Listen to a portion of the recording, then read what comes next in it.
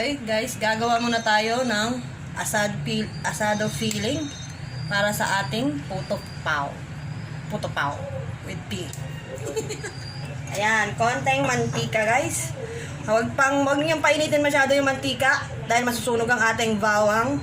So lagay na natin ang bawang with a V. Bawang.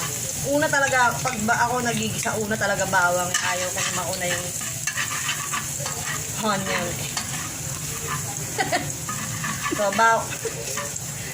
tawa yung camera man ko. Sensya na kayo, nanginginig na yung video ko. Iba yung aroma. Iba ang aroma ng bawang ang una kaysa sa onion. Onion. Tumatawa kayo. Yan, okay. Gisa na, lagay natin ang ating onion. Aray.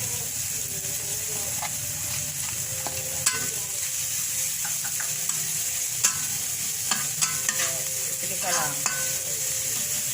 Hintayin natin mag-transparent with the beef. Lagyan na natin ang ating pork. Ground pork. One pork. Ground pork. 1/4 kilo. Yan. Pag-iwalay-walay natin kasi ouch, mainit.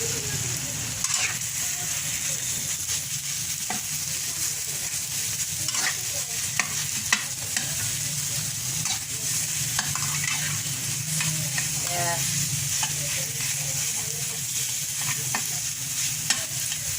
Simplahan natin. Ito, konti lang.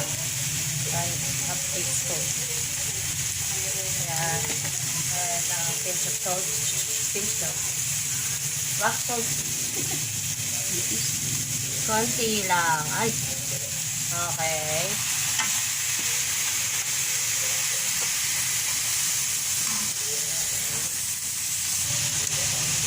Ano ito? Powder. Wow, sarap. Konti lang.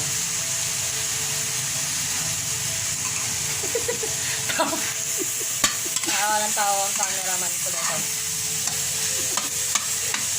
Okay, halo-haloin lang natin. Igisa muna natin. Ninig na. Ayan. Igisa muna natin siya, no? Then, cover natin. Simmer natin. Okay, then, ayan. Nasimmer na natin siya. So, ilagay naman natin ang ating mama. Sita. Oyster sauce. Lagay natin.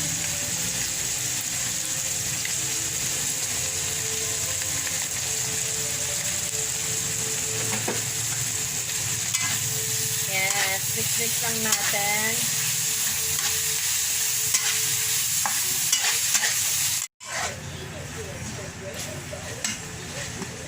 Lagyan natin ng konting tubig muna.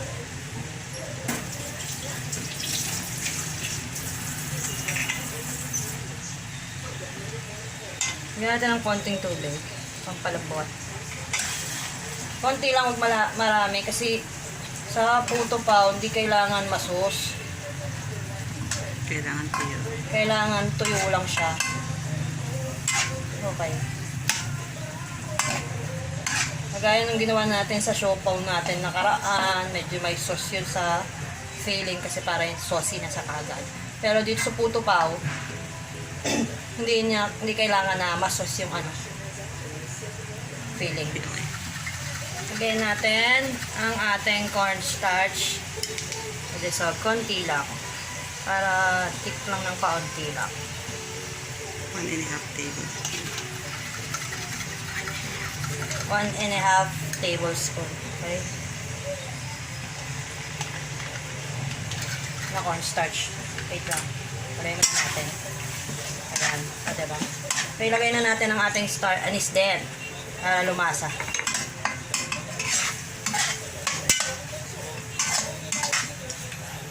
Add din tayo ng 2 tablespoon brown sugar.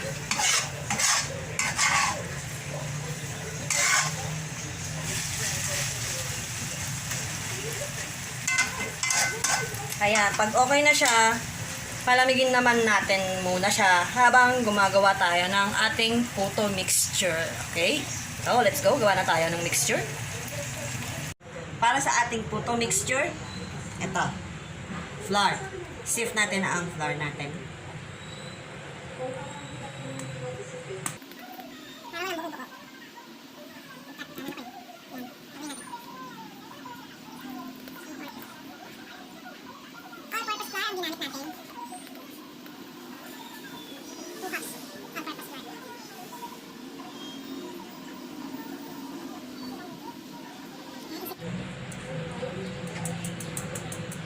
Ayan. Then, lagay natin ang ating sugar. Yan. Chickens.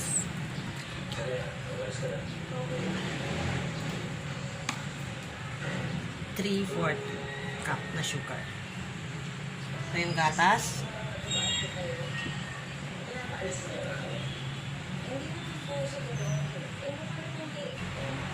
Salt.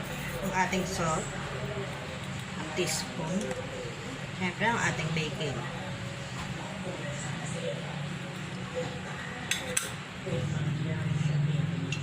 Ating butter. Lagyan na natin ang ating butter.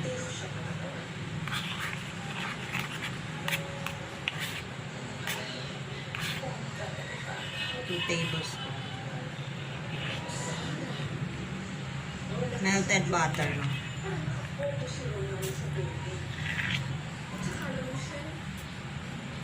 Natin yung ating egg white.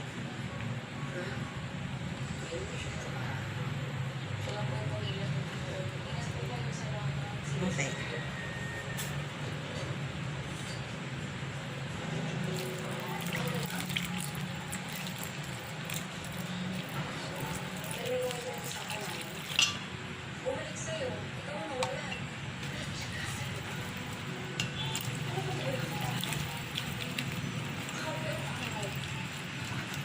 So, mix lang natin ng mabuti. Pag na-mix na natin lahat ang mga ingredients, sasalain natin para walang buo-buo.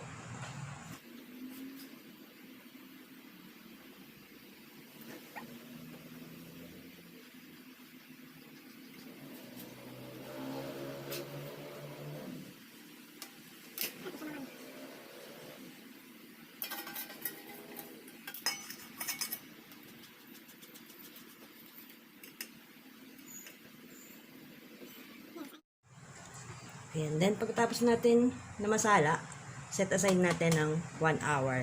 Okay? Ayan, after 1 hour, i-assemble na natin ang ating putopao, no? Ready na yung ating niluto kanina na asado. Tapos yung ating cheese. Eden ang ginamit ko. Ayan, kasi mabilis siya matunaw. Tapos, siyempre, yung itlog na pula. Okay? So, i-assemble na natin siya. Yung molder natin, kahit hindi na natin siya i-grease ng oil, okay lang yan. Mas maganda kasi mas magiging maganda yung alsa. Okay, kaya huwag nyo nang i-grease ng oil. So, ganito lang. Ganito lang gagawin natin. 1 tablespoon sa ilalim.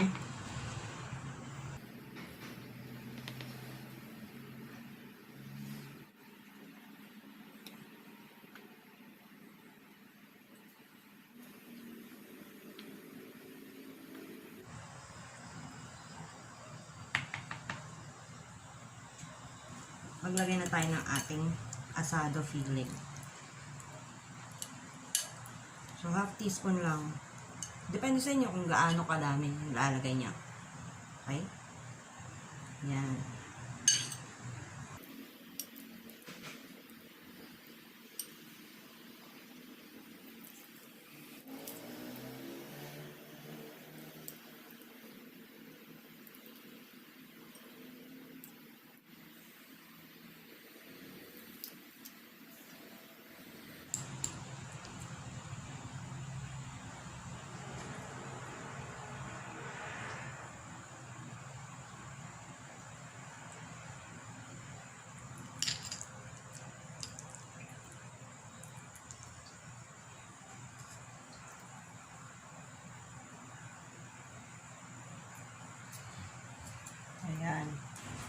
Natapos na natin lagyan niya ng ating asado filling.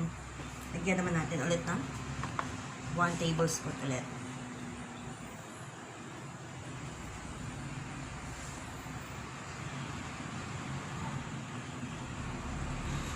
One tablespoon or 1.5. Pero sa akin, 1 tablespoon lang.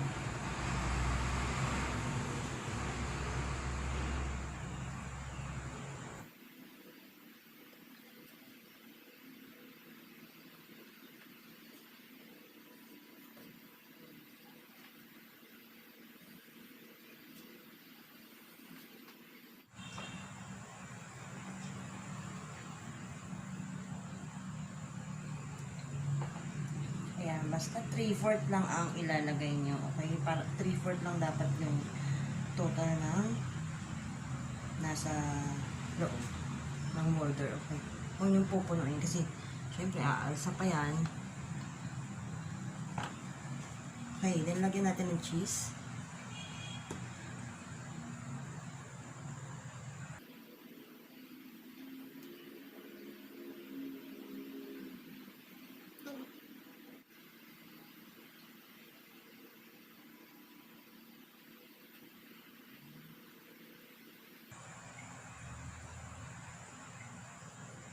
Ayan. Tapos, lagyan naman natin ng itlog na pula. Okay, yan kung gusto ko ng kamay.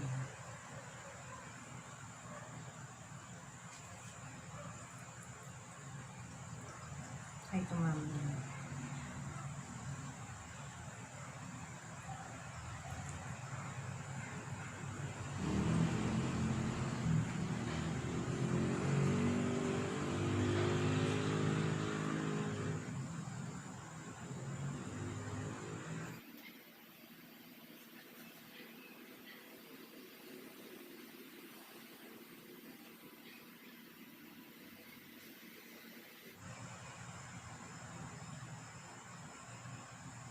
Yan, pagkatapos natin, i-steam natin siya ng 10 minutes. 10 to 15 minutes. Okay? Okay, kailangan kulong-kulo na ang inyong tubig bago nyo isalang to sa steamer. Okay? At huwag nyo kakalimutan, lagyan ng tela yung takip. Dapat yung absorbent na tela para yung moist hindi talaga tutulo. Okay? So, steam na natin. Eto na guys, natapos na tayo. Na-steam na natin ang ating Putopao. So, ganito lang yan. Okay. Ganyan nyo lang. Matatanggal yan kaagad. Press nyo lang yan.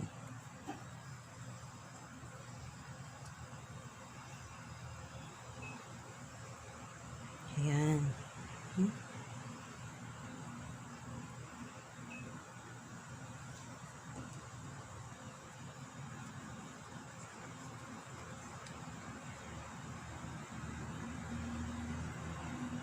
Ayan. Mainit. Okay. So, tingnan natin. Tingnan natin.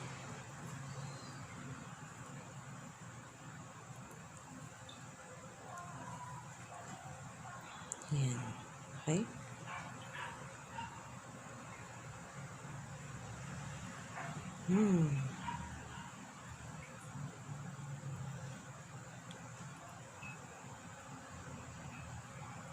So, kung nagustuhan niyo yung video ko, huwag niyo kakalimutan mag-subscribe at i-click ang notification bell para naman updated kayo sa mga bago kong video. Okay? Thank you for watching.